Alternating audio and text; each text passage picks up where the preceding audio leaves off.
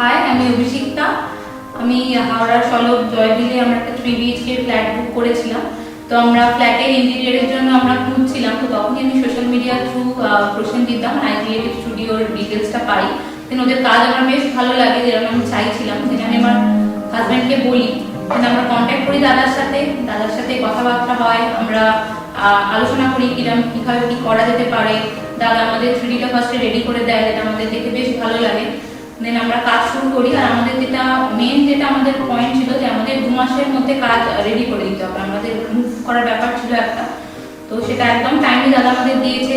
আর যেটা আমরা চেয়েছিলাম একদম আমাদের ফ্ল্যাটটা সুন্দর করে সাজিয়ে দিয়েছে।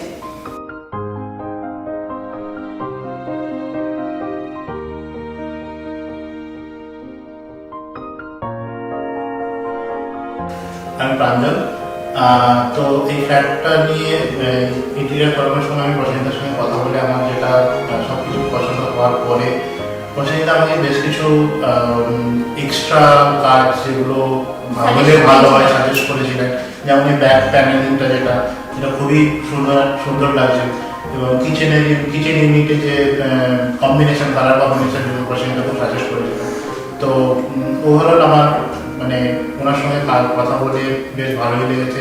কাজের দিক থেকে আমরা সাজেস্ট করেছে, এবং আমরাও মানে আমাদের মধ্যে ইনপুট কাজ কীভাবে কী হবে সেই নিয়ে আমরা ডিসকাস করেই আমরা যেটুকু হয়েছে সেটা ফাইনাল করেছি।